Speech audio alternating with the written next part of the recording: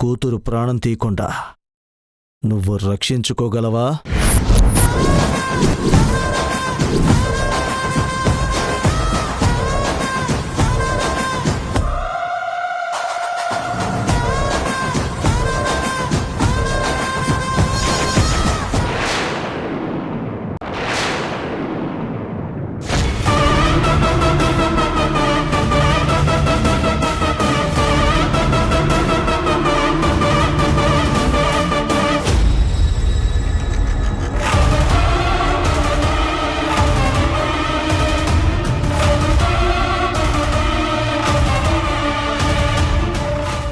ఏంటి భార్గవ్, నువ్వు ఈ టైంలో లేచావేంటి? వాటర్ తాగదామని కిందకు వచ్చాను మావయ్య. అయినా నువ్వేంటి ఇక్కడున్నావు? అదే పాపం జానకి హాల్లో పడుకుంది కదా. నాకు ఈ పరిస్థితి రావడానికి కారణం కూడా మీ కూతురే కదా. అదేంటి జానకి అలా అంటావు? నువ్వు తప్పు చేసావన్న కోపం ఉంది కాబట్టే అందరూ నిన్ను తల మాట అన్నా భార్గవ్ మాట అంటే మేం విలువిస్తాం కదా. అందుకే నిన్నొక అతిథిలా చూస్తున్నాము. మీరేంటో మీ బుద్ధి ఏంటో నాకు పూర్తిగా తెలుసు కాబట్టి మిమ్మల్ని ఎలా అర్థం చేసుకోవాలో అలాగే అర్థం చేసుకుంటాను. జానకి నువ్వు ఆగు. మావయ్య అందరూ పడుకున్నారని తెలుసు కదా, మరి నువ్వెందుకు ఇక్కడికి వచ్చావు? అయినా చేతిలో పిల్లో ఏంటి?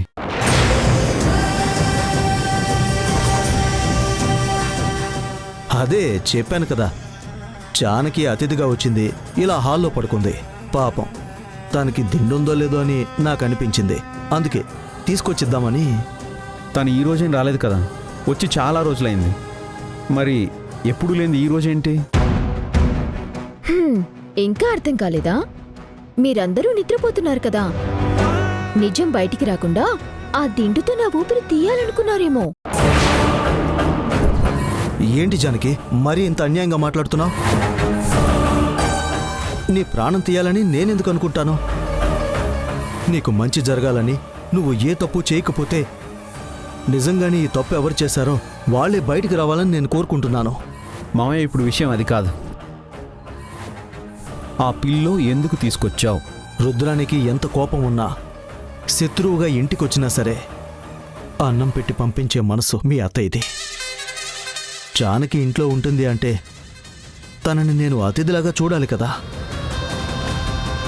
అందుకే ఈ దిండు తనకివ్వడానికి తీసుకొచ్చాను. తీని కూడా జానకి అపార్థం చేసుకుంటుందని నేను ఊహించలేకపోయాను. అదే నా తప్పైతే నన్ను క్షమించు. మేకవన్ని పులి ఎన్ని రంగులైనా మారుస్తుందంట. ఇప్పుడు మీరిలా మాట్లాడుతుంటే నాకు అలాగే అనిపిస్తుంది. మీరు నా మీద ప్రేమతో మాత్రం దిండు తేలేదు. ఎందుకు తెచ్చారో చెప్పండి. ఏం జానకి నువ్వు కూడా అలా మాట్లాడతావేంటి?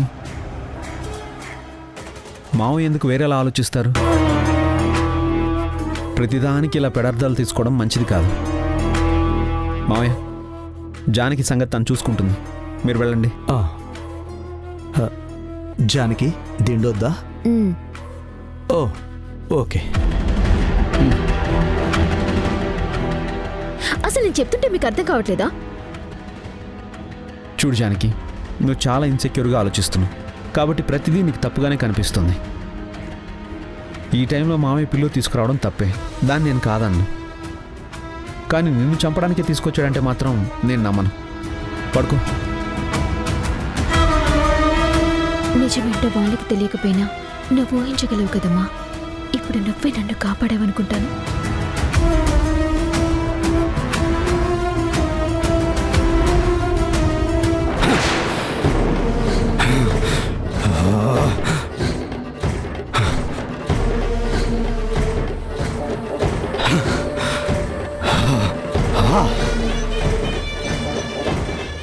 నేనొకటి అనుకుంటే అక్కడ ఇంకోటి జరిగింది. భార్గవ్ రావడం ఒక్క అరగంట లేట్ అయ్యుంటే ఆ జానకి ఊపిరి ఆగిపోయి ఉండేది.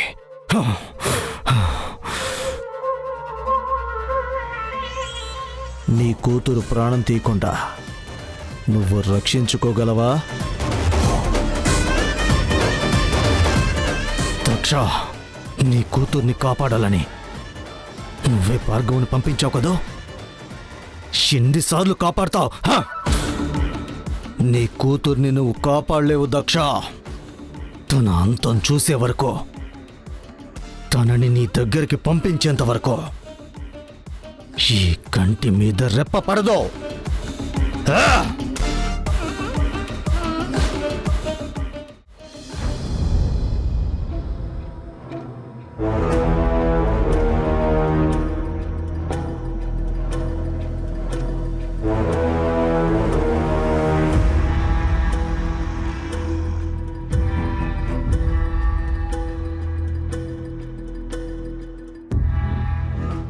రుద్రాణి పొద్దున్నే దేని గురించి ఆలోచిస్తుంది? జానకి గురించా లేక భార్గవ్ గురించా?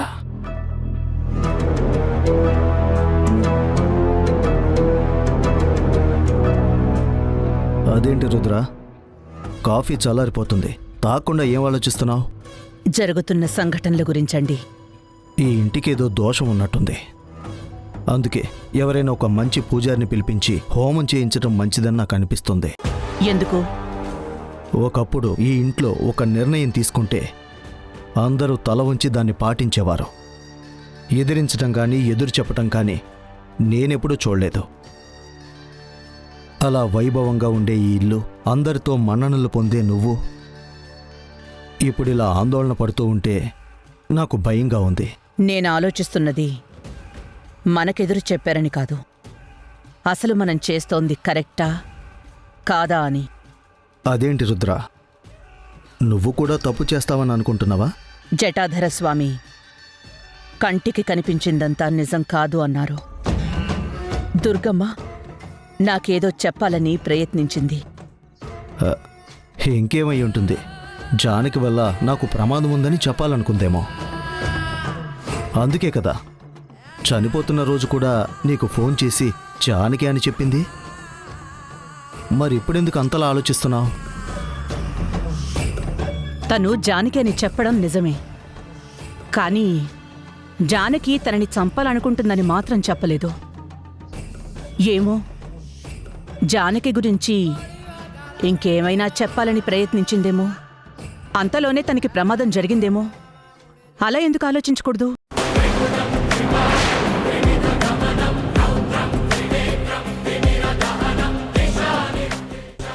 అందుకేనేమో భార్గవ్ కూడా నా మాటకి ఎదురు చెప్తున్నాడు, జానకి వైపు నిలబడుతున్నాడు. ఒకవేళ భార్గవ్ కరెక్ట్గా ఆలోచిస్తూ నేనే తప్పుగా ఆలోచిస్తున్నానని ఎందుకు అనుకోకూడదు? జానకి నిన్ను కూడా మార్చేసింది. ఇవే కదా జానకి తెలివితేటలు. నిజంగా హ్యాట్స్ ఆఫ్. అంత గొప్ప మైండ్ ఉన్న వాళ్ళని ఇంతవరకు చూడలేదు. ఏం మాట్లాడుతున్నారండి? నిజం రుద్రాణి, ఏ నేరస్తుడు కూడా నేను నేరం చేశానని ఒప్పుకోడు. అనుకోకుండా జరిగింది, ఆవేశంతో జరిగింది, ఈ ఒక్క తప్పుకి నన్ను క్షమించండి అని అంటాడు. దాన్ని చూసి వాడు పశ్చాత్తాపడ్డాడని అందరం ఆలోచిస్తూ ఉంటాం. కానీ కరుడుగట్టిన నేరస్తుడు మాత్రమే నేను ఏ నేరం చేయలేదు, నా మీద నింద వేశారు, దాన్ని నిరూపించుకుంటాను అని తన మాటలతో అందర్నీ ఏమారుస్తాడు. ఇప్పుడు జానకి చేస్తున్న పని కూడా అదే. నువ్వు తెలివైన దానివి కాబట్టి ఏదైనా పొరపాటు జరిగిందా అని ఆలోచిస్తున్నావు. భార్గవ్ వయసులో ఉన్న కుర్రాడు, అవతలున్నది ఆడపిల్ల కాబట్టి కన్నీరు పెట్టుకుంటే తన అమాయకురాలని నమ్ముండొచ్చు కదా. భార్గవ్ వెళుతున్న దారి సరైనది కాదు. నువ్వాలోచిస్తున్న పద్ధతి కూడా సరైనది కాదు. జానకి తప్పు చేసింది, లేకపోతే దుర్గమ్మను చంపాల్సిన అవసరం ఎవరికుంటుంది? చూడు రుద్ర, అందరూ మంచిగా ఉండాలని కోరుకుంటావు కాబట్టి నువ్వు మంచిని మాత్రమే చూస్తావు. కానీ నమ్మకంగా నటిస్తూ గొంతు కోసే అలవాటు జానకికుంది కాబట్టి బయటకు అనుమానం రాకుండా ఇలా ప్రవర్తిస్తుంది. ఖచ్చితంగా తను దోషి అని తెలుస్తుంది. ఆ రోజు జానకి ఎంత ప్రమాదకరమైన మనిషో నీకే అర్థమవుతుంది. అనవసరంగా దీని గురించి ఆలోచించకో. భార్గవ్ అటువైపు వెళ్లకుండా మన వైపు ఉండేలా, మనవాడిగా ఉండేలా ఎలా చేయాలో దాని గురించి ఆలోచించు. కాఫీ చల్లారిపోతుంది, తాగు.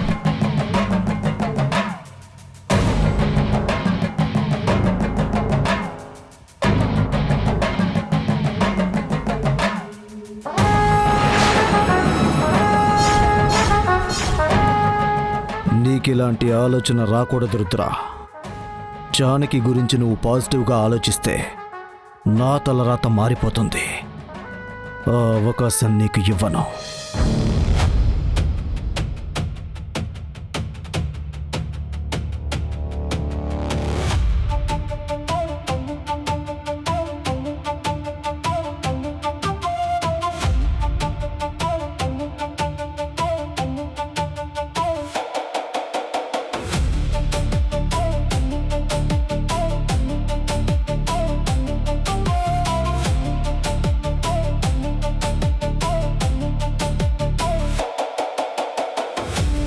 గుడ్ మార్నింగ్ బ్రో, కాఫీ తీసుకో. ఇదేంటి బ్రో, జానకి, దీక్షితులు, దుర్గమ్మ, వీళ్ళ ముగ్గురు పేర్లకి జయసింహకి ఏదో యారో మార్క్ వేసావేంటి? జానకి దీక్షితులు గారి కూతురు, ఒక సాధారణమైన అమ్మాయి. దుర్గమ్మ ఒక మంత్రసాని. వీళ్ళ మీద పగలు ప్రతీకారాలు పెంచుకోవాల్సిన అవసరం ఎవ్వరికీ ఉండదు. కానీ జయసింహ మన తర్వాత ఈ ఊళ్ళో బాగా డబ్బున్న కుటుంబం, మనతో శత్రుత్వం ఉన్న కుటుంబం కూడా. వీళ్ళ మీద ఊళ్ళో ఎవరికీ నమ్మకం లేదు. పైగా దౌర్జన్యం చేస్తాడని వాడి మీద నింద కూడా ఉంది. కానీ ఈ జయసింహ దుర్గమ్మని చంపాడని జానకి అంటుంది. కానీ జయసింహకి దుర్గమ్మని చంపాల్సిన అవసరం ఏముంది? ఇక్కడే మనం సమాధానం తెలుసుకోవాల్సిన ప్రశ్నలు చాలా ఉన్నాయి. Question number 1. జానకి దుర్గమ్మను చంపిందని సాక్ష్యాధారాలు కనిపిస్తున్నాయి. సపోజ్ జానకి దుర్గమ్మను చంపింది అనుకో, జానకి ఆ పని చేయాల్సిన పరిస్థితి ఎందుకు వచ్చింది? Question number 2. దీక్షితులు గారు ఒక గుడికి పూజారి. అలాంటి వ్యక్తి కూతురు, ఒక సాధారణమైన జీవితం గడుపుతున్న వ్యక్తి జానకి. నేను ఈ ఊరు వచ్చినప్పటి నుంచి చూస్తున్నాను, జానకి ఏదో విధంగా టార్గెట్ అవుతూనే ఉంది. అసలు తన మీదే ఎందుకని నిందలు? ఇవి నిందలా, నిజాలా? Question number 3. జయసింహ ఇప్పటికే చాలాసార్లు జానకిని ఇరికించాలని చూసి ఫెయిల్ అయ్యాడు. ఒకసారి రుద్రాని అత్త కాళ్ళు కూడా పట్టుకున్నాడు. అసలు జయసింహకి దీక్షితులు గారి కుటుంబానికి గొడవలేంటో నాకు అసలేం అర్థం కావడం లేదు.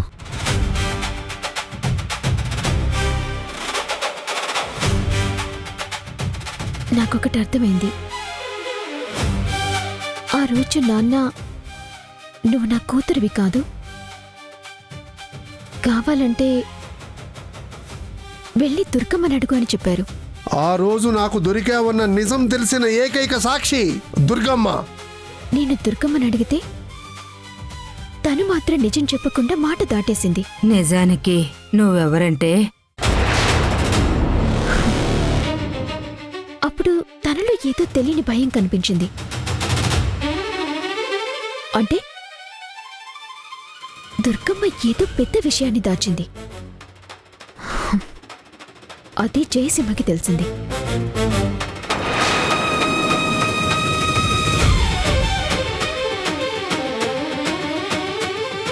అందుకే దుర్గమ్మని చంపారు.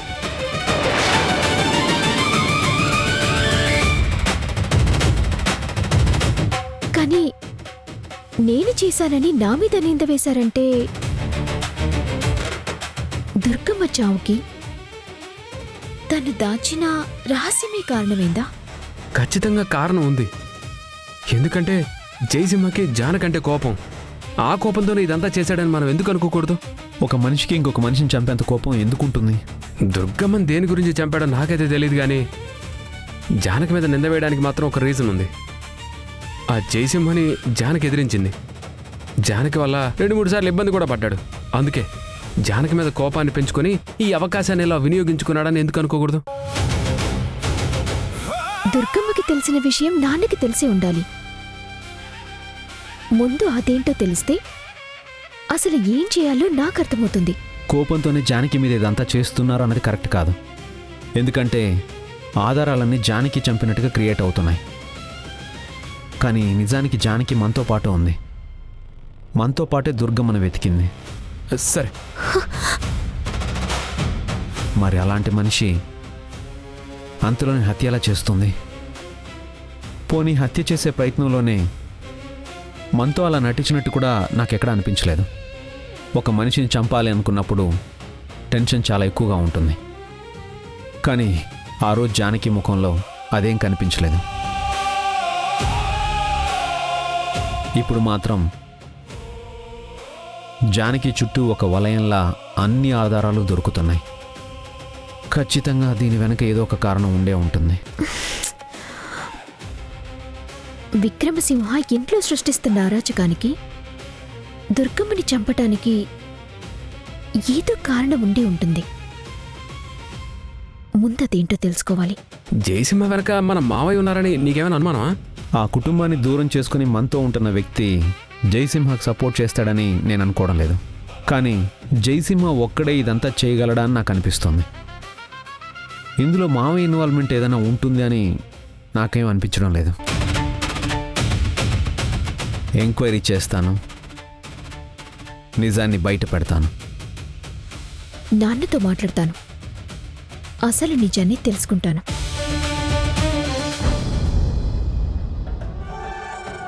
సార్, ఏంటయ్యా? ఫైల్ మీద సంతకం చేయాలి సార్. అంత ఇంపార్టెంటా? అవును సార్. పర్లేదులే, తర్వాత చూద్దాం.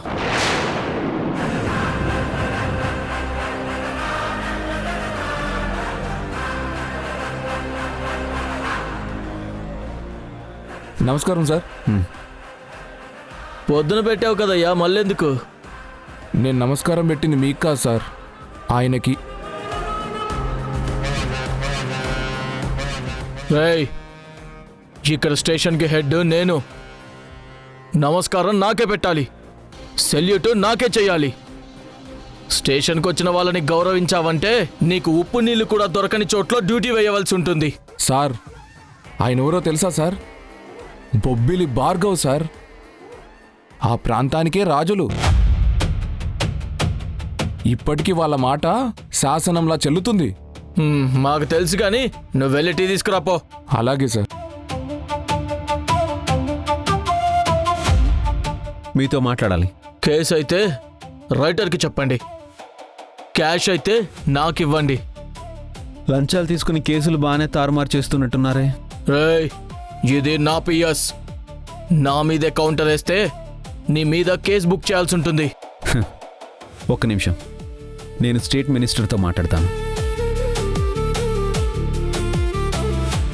హలో, మినిస్టర్ పార్వతీ సంగారా? సార్, ఇక్కడ గజపతి నగరం ఎస్ఐ ప్రభాకర్ గారు మీతో మాట్లాడతారంట. ఒక్క నిమిషం. క్షమించండి, మీరు కూర్చోండి సార్, కూర్చోండి. ప్లీజ్ మాట్లాడండి. కూర్చోండి సార్, ఆయన తర్వాత మాట్లాడతారంట. Okay sir.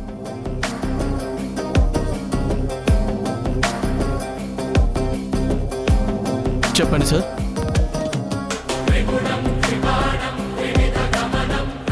ఈ నెల 14వ తారీఖున జయసింహన్ మీరు అరెస్ట్ చేశారు కదా, ఎక్కడ అరెస్ట్ చేశారు? గజపతి నగరం దగ్గర అరెస్ట్ చేశాం సార్. తను ఎక్కడి నుంచి వస్తున్నాడు? విశాఖపట్నం నుంచి వస్తున్నానని చెప్పాడు. అప్పుడే డ్రంక్ అండ్ డ్రైవ్ టెస్ట్ చేస్తున్నాం. తనని కూడా టెస్ట్ చేస్తే బాగా తాగున్నాడు. అడిగితే ర్యాష్గా సమాధానం చెప్పాడు సార్. అందుకే అరెస్ట్ చేశాం సార్. అప్పుడు టైం ఎంత అయింది? 8:30-9 మధ్యలో అయి ఉంటుంది సార్. అంత కరెక్ట్గా ఎలా చెప్పగలుగుతున్నారు? అంటే మేము 8 గంటలకి drunk and drive test start చేశాం. ఒక హాఫ్ అన్ అవర్లో అతను వచ్చాడు.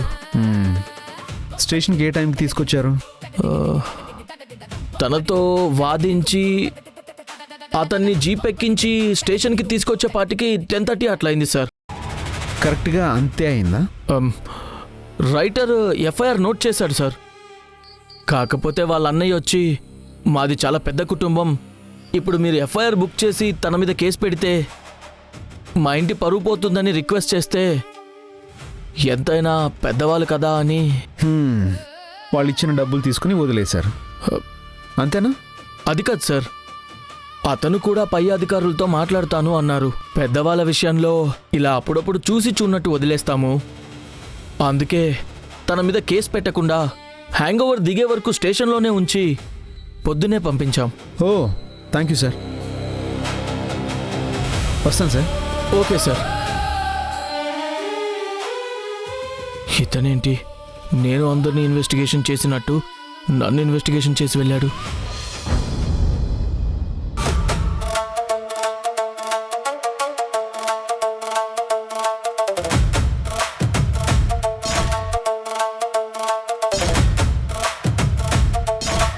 జానకి, ఇల్లేంటి ఇలా ఉంది? ప్రాణాలు తీయాలని వచ్చిన వాళ్ళతో ప్రాణాల కోసం పోరాడి పారిపోయింది కదా, ఇలా కాకుండా ఇంకెలా ఉంటుంది?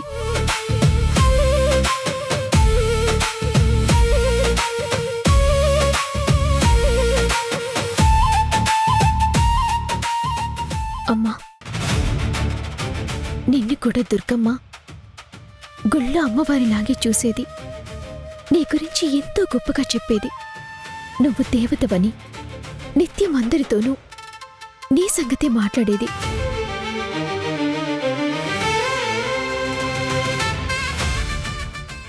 ఇప్పుడు నీ నుంచి ఒక నిజం తెలుసుకోవటానికి వచ్చాను. నిజమేంటమ్మా? దుర్గమ్మని వాళ్ళు చంపటానికి కారణమేంటి నాన్న? ఆ విషయం నాకెలా తెలుస్తుందమ్మా? ఖచ్చితంగా నీకు తెలిసే ఉంటుంది నాన్న. ఎందుకంటే దుర్గమ్మ నాకు ఏదో చెప్పాలని ప్రయత్నించింది, కానీ చెప్పలేకపోయింది. నాకు చెప్పలేని విషయం నీకు చెప్పి ఉంటుంది. నిజానికి ఈ హత్యకేదో బలమైన కారణం ఉంది. అదేంటో చెప్పు నాన్నా.